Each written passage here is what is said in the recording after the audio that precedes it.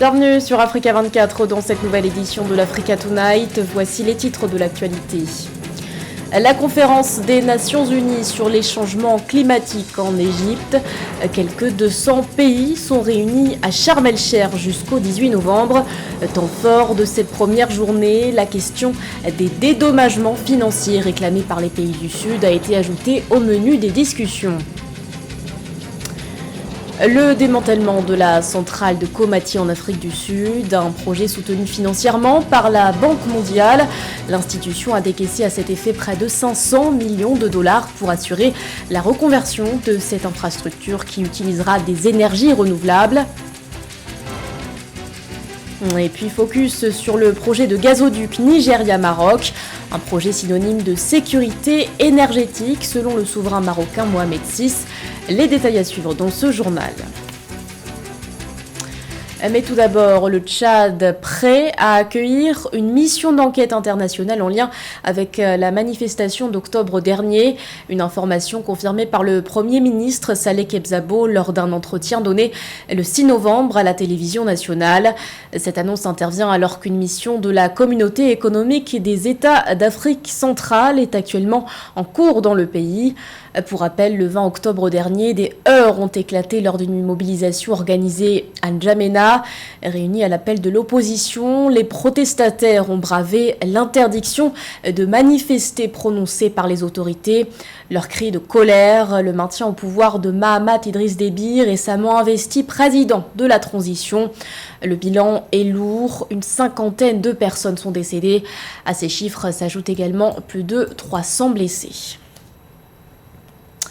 Quelle solution face au réchauffement climatique? Pour plancher sur cette problématique, quelques 200 pays sont réunis à Sharm el-Sheikh en Égypte, qui abrite actuellement la COP27.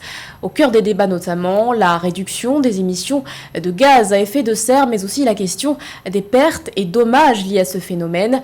Une thématique qui a officiellement été ajoutée le 6 novembre à l'agenda des discussions. Roberto Bogbi.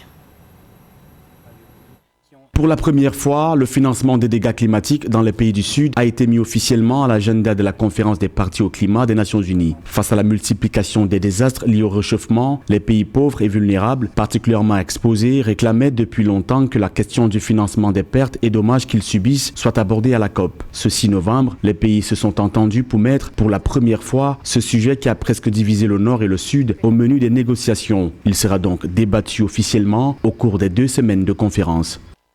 Je me félicite tout particulièrement de l'accord obtenu entre les parties visant à inclure un nouveau point à l'ordre du jour concernant le financement des questions liées aux pertes et aux préjudices. Ceci, pour la première fois, offre un espace de discussion officiel à l'ordre du jour de la COP et de l'accord de Paris concernant les problèmes de financement en matière de pertes et de préjudices. Vagues de chaleur extrêmes en Chine et en Europe, inondations meurtrières au Pakistan, pluie torrentielle à Madagascar, sécheresse persistante en Afrique de l'Est. Les manifestations et les répercussions du changement climatique sont de plus en plus spectaculaires au point de leur valoir le vocable de véritable chronique du chaos climatique par le secrétaire général de l'ONU. Lors de sa prise de parole à l'ouverture de la COP27, Simon Still, secrétaire exécutif de la Convention cadre de l'ONU sur le climat, a affirmé qu'il faut faire de la COP27 un succès, ouvrir à travers elle un nouvel ère. Sharm el-Sheikh va nous permettre de passer à la phase mise en œuvre. C'est le signal que les temps ont changé.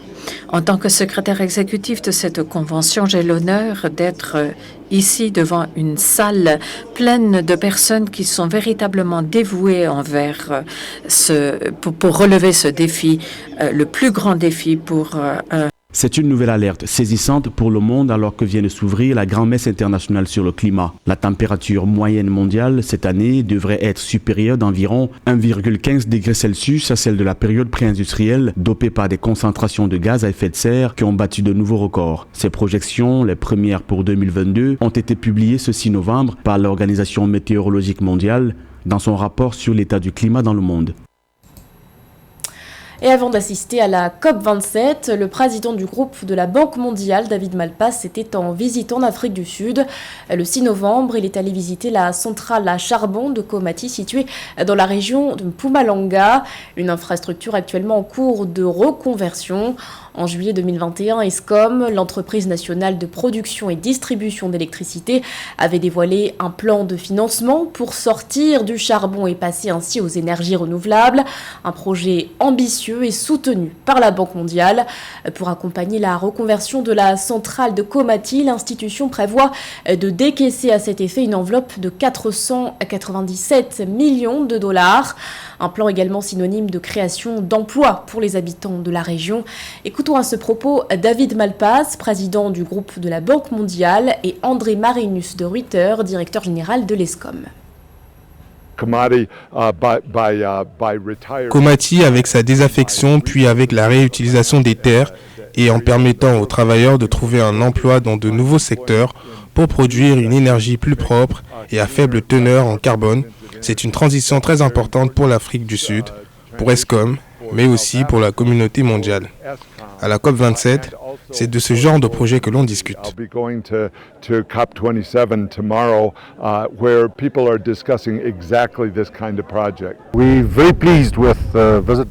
Nous sommes très heureux de la visite du président de la Banque mondiale, David Malpass, à Komati aujourd'hui. Je pense que c'est un signal fort de soutien à la réorientation et au renouvellement de Komati.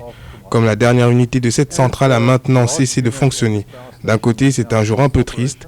Nous disons adieu au charbon, mais d'un autre côté, c'est un jour qui signale la naissance d'une nouvelle forme de production d'électricité, plus propre et plus verte, préservant les emplois et préservant le rôle qu'Eskom a joué dans cette communauté.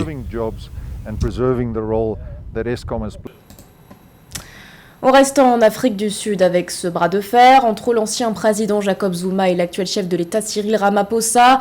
Ce dernier est accusé par son prédécesseur d'avoir, je cite, dépensé beaucoup d'argent pour acheter son poste de président de l'ANC. Et il reproche également d'avoir manipulé le processus démocratique. Ces accusations interviennent alors que le mois prochain s'avère décisif pour le président sud-africain. Le chef de l'État saura ou non s'il sera réinvesti candidat de son parti à la prochaine présidentielle prévue en 2024. Rappelons qu'en 2019, le dirigeant sud-africain était dans le collimateur de la médiatrice de la République, Boziziwe Mqwebane. La juriste l'avait accusé d'avoir menti au Parlement au sujet d'une donation de 500 000 rands alors qu'il cherchait à prendre les rênes de l'ANC. Il a finalement été blanchi par la Cour constitutionnelle en 2021. Le Maroc célébrait ce 6 novembre le 47e anniversaire de la Marche verte. À cette occasion, le roi Mohamed VI s'est adressé à la nation. Un discours durant lequel il est notamment revenu sur l'état d'avancement du projet de gazoduc reliant le Nigeria au Maroc. Long de 6000 km, ce projet est selon le souverain chérifien synonyme de sécurité énergétique et de développement socio-économique. Les détails avec Joël Ballot. Le projet de gazoduc, signé entre le Maroc et le Nigeria en 2016, va donner à l'Afrique une nouvelle dimension politique, comme l'indique le roi du Maroc, Mohamed VI, qui s'est adressé ce 6 novembre 2022 aux Marocains à l'occasion du 47e anniversaire de la Marche verte. Ce projet vise à maximiser les retombées économiques, sociales et environnementales sur les territoires concernés à travers notamment l'accélération de l'électrification, le soutien au développement, la dynamisation de l'économie régionale et l'intégration économique. Nous nous félicitons ainsi de l'appui des institutions financières régionales et internationales qui ont exprimé le souhait d'apporter leur concours effectif à sa mise en œuvre. À ce propos, nous tenons à affirmer le souci du Maroc d'agir toujours de concert avec nos frères du Nigeria et l'ensemble des partenaires en toute transparence et responsabilité pour que ce projet soit concrétisé dans les meilleurs délais. Long de 6000 km, le méga-projet Nigeria-Maroc doit traverser 15 pays d'Afrique de l'Ouest. Il doit permettre d'acheminer plus de 5 000 milliards de mètres cubes de gaz naturel jusqu'au Maroc et contribuer à une croissance équitable et durable pour 440 millions de personnes. Nous nous félicitons ainsi de l'appui des institutions financières régionales et internationales qui ont exprimé le souhait d'apporter leur concours effectif à sa mise en œuvre. À ce propos, nous tenons à affirmer le souci du Maroc d'agir toujours de concert avec nos frères du Nigeria et l'ensemble des partenaires en toute transparence et responsabilité pour que ce projet soit concrétisé dans les meilleurs délais. En septembre 2022, un mémorandum d'entente relatif à ce projet de gazoduc a été signé à Rabat entre la communauté des États de l'Afrique de l'Ouest, le Nigeria et le Maroc. Eu égard à la dimension continentale du gazoduc Nigeria-Maroc, ce projet structurant permettra également d'ouvrir une nouvelle voie d'exportation vers l'Europe. Quel bilan pour la 14e édition du forum MEDEIS qui s'est clôturé le 5 novembre au Maroc. Chefs d'État et de gouvernement, ministres ou encore dirigeants d'entreprises étaient réunis à Tanger pour 4 jours de débat. 50 sessions et tables rondes étaient organisées autour du thème suivant, de crise en crise vers un nouvel ordre mondial. Reportage de nos envoyés spéciaux Marcel Kouassi et Cher Omar Kamara. Clap de fin du 14e Forum international MEDEIS qui s'est tenu du 2 au 5 novembre 2022 à Tanger au Maroc, réunissant près de 250 intervenants et plus de 5000 participants. Ces rencontres de 4 jours ont permis aux intervenants de réfléchir et d'échanger sur une cinquantaine de thématiques prioritaires à l'agenda international et du continent africain. Monsieur Brahim Fassi Firi, président de l'Institut Amadeus, s'est réjoui de cette 14e édition du Forum international MEDEIS. À l'issue de cette 14e édition, je peux que me réjouir du résultat de ces 4 jours intenses de débats, également intenses, sur plus d'une cinquantaine de thématiques prioritaires dans un contexte international bouleversé.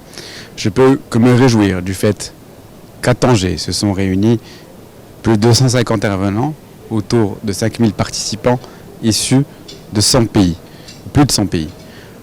Ceci confirme que le forum MEDEIS est définitivement installé dans l'agenda international des grandes conférences, mais aussi que ce forum pèse puisque des décideurs politiques de premier plan, chefs d'État, chefs de gouvernement, ministres, hauts responsables, mais aussi acteurs économiques de premier plan se réunissent ici pendant 4 jours pour réfléchir ensemble, mais aussi pour décider de décider ensemble. José Maria Pereira, président du Cap-Vert, a également souligné l'importance de ce forum qui, pour lui, est un espace de réflexion et d'imagination du futur du continent. Et très important, c'est un espace de réflexion stratégique sur le futur de l'Afrique. Nous devons penser l'Afrique, comment nous pouvons profiter des opportunités qui existent maintenant pour garantir la transformation socio-économique de notre continent. Et MEDEIS, c'est un espace de réflexion et d'imagination du futur du continent. À noter que les MEDEIS s'inscrivant dans l'agenda des grandes conférences mondiales, se présentant comme une institution pour un dialogue nord-sud, ont lieu au mois de novembre de chaque année à Tanger au Maroc. Pour Africa 24, Marcel Kouassi, envoyé spécial à Tanger au Maroc. Nous partons à présent au Burkina Faso où les étudiants en sciences et technologies de l'université Nazi Boni de Bobo Dioulasso ont conçu un lombricomposteur, un outil présenté lors de la 3e édition des journées de valorisation des technologies, inventions et innovations. Objectif affiché, fertiliser les sols et améliorer la gestion des déchets organiques. Roberto Bogbe. Que nous connaissons.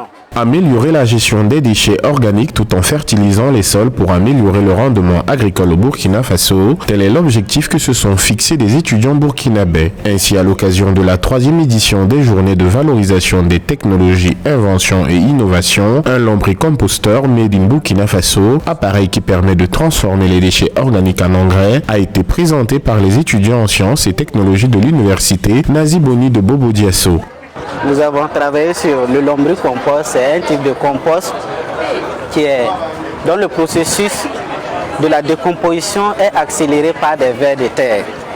Et ce sont des vers de terre particuliers, ce n'est pas comme les autres vers de terre que nous connaissons dans la nature. Les produits de base, ce sont les déchets organiques. Notre projet a été de créer un engrais biologique pour fertiliser nos sols. C'est les vers de terre qui vont faire ce compost-là et c'est une façon aussi d'évacuer nos déchets ménagers et même les déchets agricoles. Notre pays fait face à vraiment une rareté, une cherté d'engrais, donc c'est une façon pour nous aussi de contribuer. Avec 5,7 millions d'hectares cultivés annuellement, le Burkina Faso en proie à une crise de sécurité depuis quelques années et aux effets néfastes du changement climatique, peine à assurer la sécurité alimentaire des citoyens. Une crise alimentaire qui s'explique en partie par une baisse de la production des céréales. Pour garantir cette sécurité alimentaire, mais aussi améliorer le développement du pays, les autorités burkinabées misent sur la recherche et l'innovation, notamment en termes de fertilisation des sols, de méthodes de conservation et de production de semences adaptées. Vous avez pu suivre les résultats qui ont été proclamés tout à l'heure et qui ont montré que ces jeunes-là sont pleins d'idées innovatrices.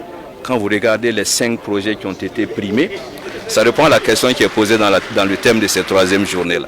Les jeunes ont véritablement proposé des innovations qui permettraient de résoudre les préoccupations réelles des producteurs de la région des Hauts-Bassins. Au Burkina Faso, la désertification progresse de 360 000 hectares chaque année, selon l'Organisation des Nations Unies pour l'alimentation et l'agriculture. Une situation qui met un Burkinabé sur 5 en état d'insécurité alimentaire, conclut les données du Food Security Cluster. En 2021, les importations de denrées alimentaires représentaient 12% du total des importations du pays, d'où la nécessité pour les autorités de booster la production agricole. Ce journal a été réalisé par l'ensemble de la rédaction. Merci de votre fidélité. L'actualité continue sur Africa 24.